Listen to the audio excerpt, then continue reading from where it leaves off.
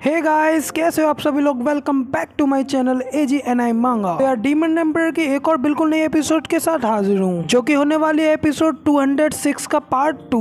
तो यार जल्दी से चैनल को सब्सक्राइब कर लीजिए और शुरू करते हैं आज का हमारा ये वाला एपिसोड। इससे पिछले एपिसोड में हम लोगों ने देखा था सिस्टर चूचू निंग को अपने साथ ले जाती है और फिर जूफेंग और वो सभी लोग उस जगह पर पहुँच जाते हैं जहाँ के बारे में उस लड़के ने बताया था कि यहाँ पर 30,000 ब्लड क्रो स्पिरिचुअल बीस्ट होंगे, मगर तभी वहाँ पर कोई भी नहीं दिखता और साथ ही ना ही उन्हें वहाँ पर ब्रीमिंग सीक्रेट पिल मिलती है। जिसके बाद जूफेंग और बाकी सब वापस जाने लगते हैं, लेकिन अचानक के सामने पहाड़ी के ऊपर होंगफू किंगटियान आ जाता है और अब हम देखेंगे इसके आगे का एपिसोड। सभी लोग होंगफू किंगटियान को वहाँ पर देख करके बहुत ज्यादा हैरान हो जाते हैं और साथ ही कहते हैं कि आखिर ये मॉन्स्टर यहाँ पर क्या कर रहा है। और तभी होंगफू किंगटियान भी उन लोगों से कहता है, इस समय मैं तुम लोगों को वो पहली ब्रीमिंग सीक्रेट पिल खाने दे सकता हूँ। साथ ही हंसते हुए कहता है कि लेकिन सेकंड वाली पिल सिर्फ मेरी है। जीटियान चैंग भी कहता है कि उसके हाथ में सेकंड ब्रीमिंग पिल भी लग गई है, मगर उसके बारे में इसे कैसे पता चला। इसके बाद लोंग जिन्यू उसे बताता है वो हम लोगों के उद्देश्यों को जानता था और साथ ही हमारे यहाँ पर आने का इंतजार कर रहा था। मगर तभी जूफेंग भी होंगफू की ओर देख करके कहता है कि वेल, तुम लोगों को बिल्कुल भी परेशान होने की जरूरत नहीं है, इस सब के बारे में मैंने खुद उसे बताया है। मगर जूफेंग की ये बात सुनकर के सभी लोग बहुत ज्यादा हैरान हो जाते हैं और साथ ही चिल्लाते हुए कहते हैं कि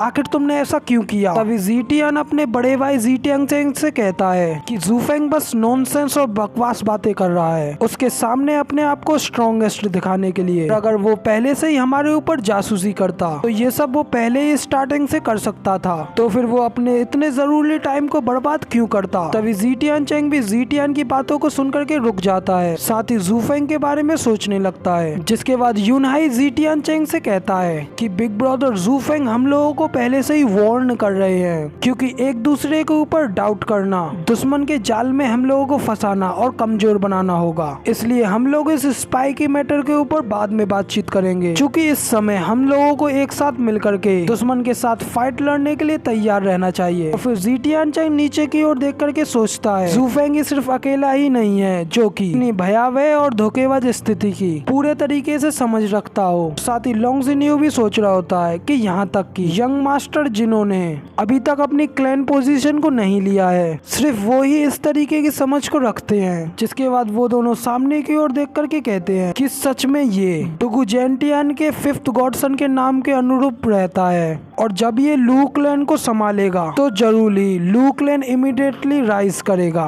तभी यूनहाई जूफेंग के पास जाता है और जूफेंग से कहता है कि बिग ब्रदर जूफेंग, मुझे लगता है यहाँ पर जरूरी कुछ गड़बड़ है, इस जगह पर जरूरी कोई घात लगा करके बैठा है, इसीलिए हमें यहाँ पर ज्यादा से ज्यादा सतर्क रहने की जरूरत है। फिर जूफेंग यूनहाई से पूछता है कि तुम्हारी नजर में क्या लगता है कि वे इसे कैसे करेगा। इसके बाद यूनहाई बताता है कि मुझे लगता है पहले वो हमारे सामने आराम से आएगा, इसके बाद वो घात लगा करके हमारे ऊपर अटैक करेगा। तभी जूफेंग भी यूनहाई से हंसते हुए कहता है कि सच में तुमने उस ओल्ड गीजर से बहुत अच्छी सीख ली है, इसलिए सच में तुमने मुझे इस बात से बिल्कुल भी निराश नहीं किया। तो अब तुम लोग जाओ और जाकर के उन लोगों के साथ डील करो जो कि पीछे से घात लगा करके बैठे हुए हैं, जबकि मैं सामने से सब कुछ हैंडल करता हूँ। फिर तभी जीटियान चैंग और लोंग जिन्यू पूछते हैं कि यूनहाई आखिर जूफेंग कहाँ जा रहा है। मगर तभी यूनहाई जोश में उन लोगों से पूछता है, मैं तुम लोगों से पूछ रहा हूँ, क्या तुम लोग मेरे ऑर्डर्स को मानोगे? तो मुझे बताओ कि इस सब चीज के कैरेक्टरिस्टिक्स क्या है। मगर तभी लोंग जिन्यू का एक साथी कहता है कि आखिर इस बच्चे की हिम्मत कैसे हुई हम लोगों को इस तरीके के ऑर्डर्स देने की कि आगे हमें क्या करना है। लेकिन तभी यूनहाई भी थोड़ा परेशान होते हुए सोचता है